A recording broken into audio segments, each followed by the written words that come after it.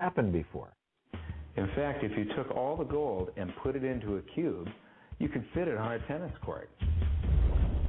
It would be a little bit less than 20 meters on each side. But silver is far more rare. If you put it into a cube, it would measure a little bit less than 12 meters on each side.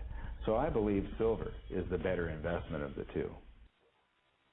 You know, up until 10 years ago, there were, on the surface, in usable silver to gold ratio, we had 10 years of silver in supply. If they stopped mining the silver, it would take 10 years to deplete the supply. Hey, John, do me a favor. Less than 90 days. Look John, around you. Everything that you have, the phone that I'm talking on now is cordless. It has silver. The cell phone, it has silver. Your computer, it has silver. Radios, it has silver. The electric is transmitted through the lines. They use silver. Silver is widely used in the industrial age, much more so than. John, do me a favor, if you can. He just got dropped. Griff, you were going to say something? Yes, I was going to inject a thought in the middle of what John was talking about. Everything he said was based on something that does not exist, the dollar. When you realize you're talking about something that doesn't exist, how can you wrap your mind around it? Do you understand what I'm saying, Joe? Oh, I totally understand what you're saying. Well, I do. How do you make sense out of it when the basis for everything you said doesn't exist? Yeah, yes and no. You're absolutely right. I mean, the thing is this is all a game, if you know what I mean. Yes. And so what these guys are trying to do, and what I totally understand they're trying to do, is beat them at their own game. And what we're doing, and what Max Kaiser's trying to do, is simply, okay, you want to oversell, you want to go play this game because you know that it's fiat anyway. Well, then we're going to take all this physical stuff and keep it in our back pocket. Now, that's what the thought, too, of when things go south, and something of society reemerges, whatever it would be or whatever shape it is, you're going to need some sort of currency to trade in, whether it be gold or silver or food or bullets or whatever. And over history, it's always been gold or silver. Now, what is gold or silver? Gold and silver is something that's shiny. It's a metal that's shiny. You know, but it has no value. And it has it has no value. Really, when it comes down to it, it doesn't. It doesn't have any value at all. But people over thousands of years have given it value because it's shiny and looks nice when you make a coin. But you do understand my point. I guess I'm talking to the American people that really don't understand that there are no dollars. Right. No, I exactly right, and you know that, of course. John, are you back? Well, what I'm trying to say is they deal with gold and silver, guys. If they dealt in wampum, in clamshells, if you took all the clamshells off the beach and started to hoard them, there would be less for them to have. So it doesn't really matter if they deal in wampum or dollars. Well, it does, because the banks are dealing in dollars for monetary means. Then we're going to win the game, and that's how we do. That's how we do win, because the banksters are in control of the government. The government is twisting the arms of the TSA and Homeland Security. If we bankrupt J.P. Morgan and get to the Tiamat, the devil beast that's causing all this, and we kill it, we cut the head off. Now we've done something. We've stopped them in their tracks. Well, you'll never be able to do that, though. If we take all the silver off of the market, because J.P. Morgan has 10 times the paper derivatives there are that is in physical silver, and they can't cover the margin because of their short sales, they have to pay up, and that will crash them. No, I don't see that. They would do something else. They would print more paper and give out the papers. They'd do something. I don't think that the people are not capable of crashing J.P. Morgan. They just went through $4.5 trillion off the books just a few years ago.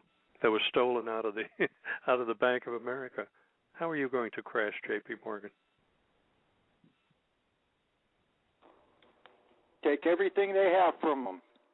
When and if you have the opportunity, file lawsuits against your police departments, your government agents. When they violate your Constitution and civil rights, seek out an attorney and sue the ass off of them.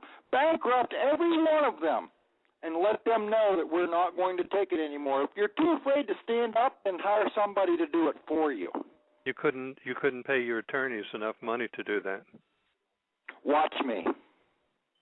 You need $100,000 to start on one lawsuit. Watch me. I'm going through that now, Griff. I'm going through that now. You may or may not know, but this is coming up on an episode later on down the year. I've got a personal battle with my local law jackbooted thugs and a few others. And, basically, it was all over hearsay. It was found to be not true. And now I've got them on the run, and I am going to be doing some heavy-duty civil cases. I'll just drop it at that. If you cross them enough, they will turn you into another Karen Silkwood. Hey, you know what?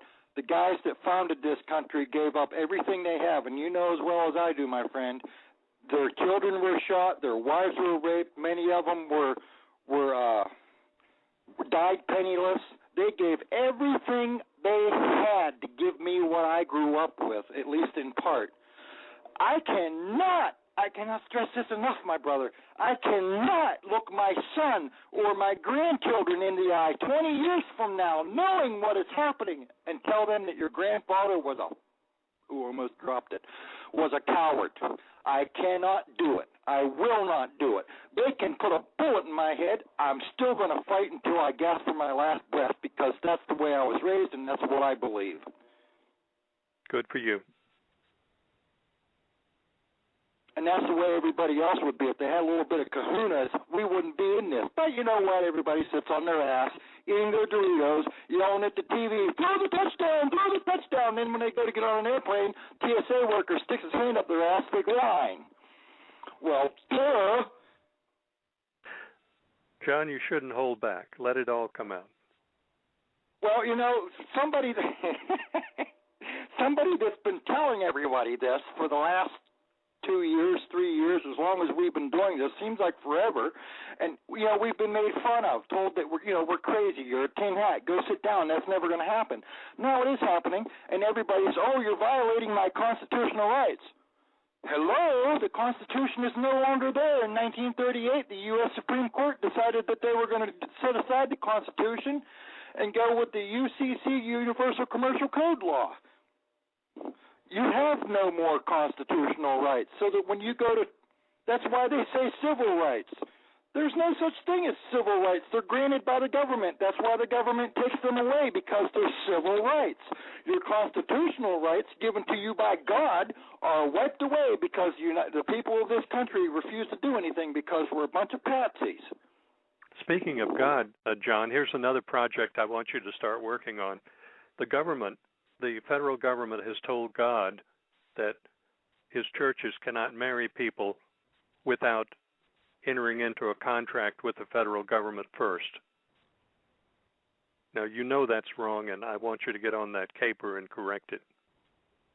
Well, you know, my friend, I researched for quite a while the sovereign citizen movement here in the United States, and I'm all too aware that, yes, when you go to apply for your marriage permit, you are actually trying to obtain permission to be permitted to marry someone else. It's mandated by law. That's why when you have children and you sign a birth certificate, the mother is the ship, the child is the cargo. She is birthed at the hospital. She unloads her cargo, i.e. you, me, and everyone else, and then she reports back to the federal government what she imported into this country.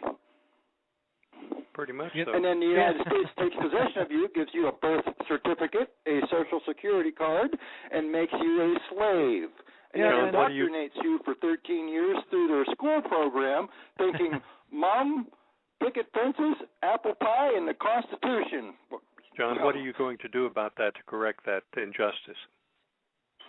What am I going to do about it? I'm standing here yelling at people, trying to get them behind me so that we can all march forward and do something about it. But sometimes it just seems like I'm just spinning my wheels. But I'm not going to stop. I tell you, I will not stop. You're not spinning your wheels, John. You're not spinning your wheels.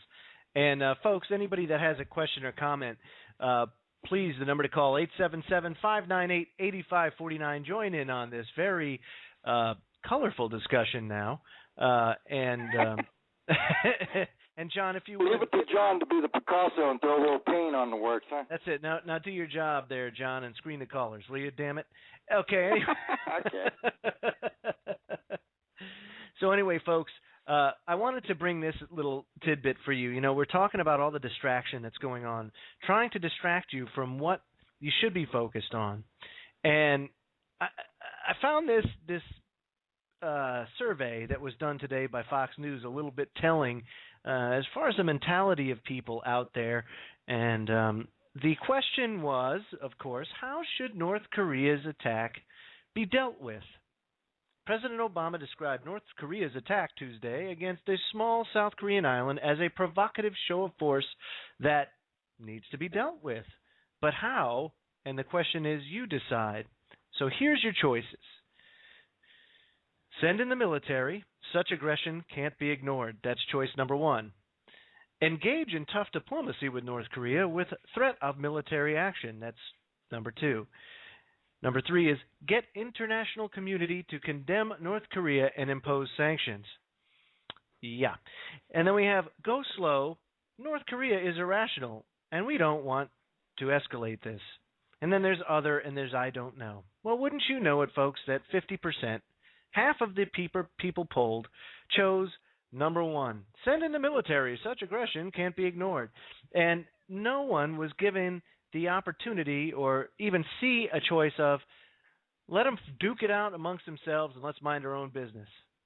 How about we try that? Not even an option. And of course, why would it be, Griff? They don't want that, especially these mainstream news outlets, right? I listened to an interview on the radio tonight. It was a young girl, very young. Mm-hmm. And she had a caller, an older man who had served in the military during the Korean War. And his voice was rough and tough, and he said what he thought. She said, I wasn't even born when you were over there fighting. He said it was so damn cold, you know, everything froze over there. This is a rough guy with a rough voice. And you could tell he's really been around the world several times and didn't give a damn what he said. He said, I carried a BAR, Browning automatic rifle, and it was so damn cold over there we had to piss on the guns to keep them from freezing, the body heat and the urine, pee on the guns because it was so cold and we didn't have clothes. And she was offended. She was offended interviewing him because he said the soldiers had to pee on the guns to keep them from freezing and locking up. Jeez. She was offended. And that just goes to show you where the mindset is, you know? Yeah. It must have been rough over there. I remember the Korean War. Of course I do. I remember listening to all of it on the radio and the news reports, and it was brutal. They didn't have the equipment. They didn't have the clothes. My friend Nick was over there. Nick was a character. He was a friend of mine, lived here. He said one day he was sitting at his foxhole. He had been overrun twice by the Koreans. They came at him. They thought he was dead. Twice he survived it. And he's sitting there in the foxhole, freezing to death with his little machine gun. And he heard this speaker coming down the road, and it was a Red Cross truck calling out names of GIs that Korean women had fingered because they wanted part of their money. They wanted their money for fathering children that they had claimed, you know, made that accusation to get the money. So Nick said, I was sitting there with nothing to do, freezing to death. So I just turned my machine gun around and I sprayed the truck